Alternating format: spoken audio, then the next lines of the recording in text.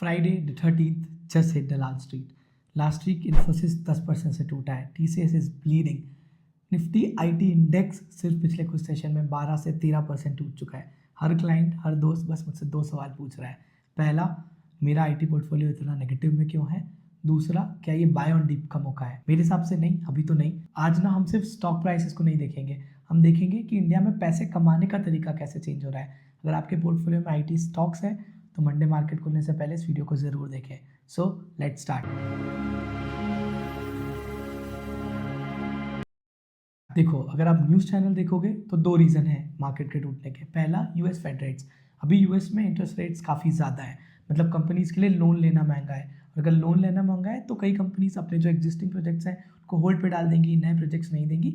इसका सीधा सीधा इम्पैक्ट इंडियन आईटी कंपनीज पे है. दूसरा रीज़न जो न्यूज़ में बताया जा रहा है वो है रिसेशन फियर. देखो, अगर नेस्डेक गिरेगा तो इंडियन मार्केट तो टूटेगा ही. ये बिल्कुल वेदर चेंज की तरह है, साइक्लिकल प्रॉब्लम है. अगर वो गिरेंगे तो हम भी गिरेंगे, वो ऊपर जाएंगे तो आइडियली हम भी ऊपर जाने चाहिए. बट ना, मुझे यहाँ पे वो वेदर चेंज नहीं दिख रहा है, मुझे यहाँ पे क्लाइमेट चेंज दिख रहा है. मतलब कुछ तो स्ट्रक्चरल लेवल पे चीजें चेंज हो रही हैं. एआई के आने के बाद गेम के पूरे रूल्स ही चेंज हो रहे हैं. Nobody is talking about the elephant in the room. असली खतरा है एंथ्रोपिक शॉक. अभी अभी एंथ्रोपिक ने एक एंटरप्राइज लेवल टूल लॉन्च किया है जो सिर्फ कोड नहीं लिख रहा है, वो पूरे फ्लोज को ऑटोमेट कर रहा है. अगर आपका लीगल फ्लो है, कॉर्पोरेट फ्लो है, वो पूरे के पूरे की फ्लोज ही ऑटोमेट कर दे रहा है. पिछले 20 सालों से इंडियन आईटी कंपनीज ने सिर्फ लेबर आर्बिट्रेज का फायदा उठाया है. यानी जो काम यूएस में $5,000 में हो रहा है वो यहाँ पे $30,000 में करवा देते थे. एआई इस आर्बिट्राज को खत्म करता जा रहा है. अब वहाँ यूएस की एक कंपनी $100 पर मंथ में एक एजेंट को हायर कर सकती है, तो प्रोबेबली उसको कुछ काम इंडिया आउटसोर्स करने की जरूरत नहीं है.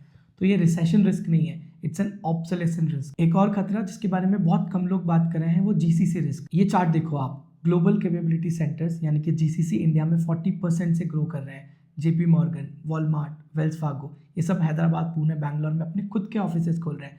वो बोल रहे हैं कि जो काम हम आउटसोर्स करते थे इंडियन आईटी कंपनीज को, वो खुद ही हम डायरेक्टली डेवलपर्स हायर करके कर लेंगे, क्योंकि यही की वजह से चीज़ें ऑटोमेट करना बहुत फास्ट हो गया है. तो इंडियन आईटी कंपनीज को दो तरफ से मार पड़ रही है, ऊपर से एआई की मार और नीचे से उनके खुद ही के क्लाइंट्स उनको कंपटीशन दे रहे हैं. तो क्या इंडियन आईटी कंपनीज खत्म हो गई है? Absolutely not.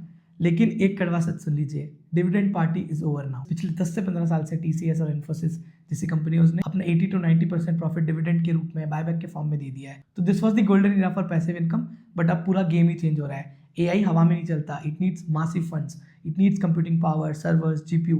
तो पैसा तो आपको वहाँ लगाना ही पड़ेगा. और यहाँ पे ना मेरा एक पर्सनल टेक है, बिकॉज मैं खुद एज अ सॉफ्टवेयर इंजीनियर से इस इंडस्ट्री में पिछले 8 साल से जुड़ा हुआ हूँ. मेरा एक्सपीरियंस ये कहता है कि मैनेजमेंट को अब जगना पड़ेगा. वो एवरेज पोर्टल्स बनाना, वो बेसिक सॉफ्टवेयर बनाने का ज़माना गया. अब आपको ग्लोबल प्रोडक्ट लेवल कंपनीज की तरह सोचना पड़ेगा और उस माइंडसेट को लेके आना पड़ेगा और उस लेवल का एग्जीक्यूशन दिखाना पड़ेगा. सो वर्डिक यहाँ पे सिंपल है. अब Indian IT companies cash cow नहीं बन सकती, इनको वापस से ग्रोथ इंजन बनना पड़ेगा. इन कंपनीज को R&D पे खर्चा करना ही पड़ेगा. एक डाटा दिख रहा था मैं, ग्लोबल टेक जाइंट्स जैसे गूगल, मेटा, ये अपने रेवेन्यू का 15 to 20% R&D में लगाते हैं. आपको पता है इंडियन आईटी कंपनीज कितना लगाती हैं? मुश्किल से आधा या 1%.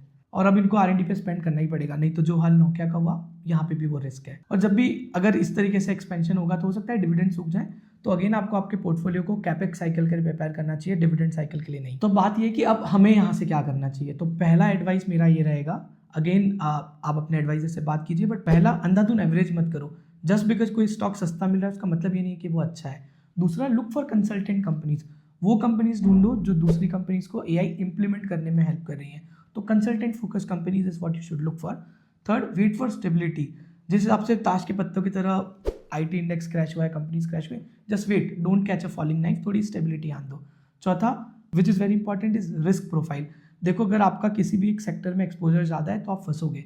आप एक रूल ये फॉलो कर सकते हो कि किसी भी सेक्टर में आपके पोर्टफोलियो का टोटल एक्सपोजर 25% से ज़्यादा ना हो और किसी भी स्टॉक में आपका एक्सपोजर 10% से ज़्यादा नहीं होना. देखो, फोमो में आकर कोई भी डिसीजन मत लो. Let me give an example. जिसने जनवरी 22 में सिर्फ पिछले कुछ रिटर्न्स को देख के अगर आईटी सेक्टर में हैवीली इन्वेस्ट किया था, वो आज 3 साल बाद भी 30 से 40% के लॉस में बैठा है. और वही इन 3 सालों में निफ्टी 50 सिर्फ इंडेक्स ने 43% का रिटर्न दिया है. और जहाँ पे हम बोल रहे हैं कि पिछले 1.5 साल से तो मार्केट चलाई. और यही डिफरेंस है स्पेकुलेशन और इन्वेस्टिंग में. अगर स्टॉक एनालिसिस आपका कोर कॉम्पिटेंस नहीं है, अगर आपके पास वो टाइम, वो टूल्स नहीं है जो एक प्रोफेशनल के पास होते हैं, तो please news channel, Telegram strips को देख के अपने हार्ड अर्न मनी को रिस्क पे मत डालो.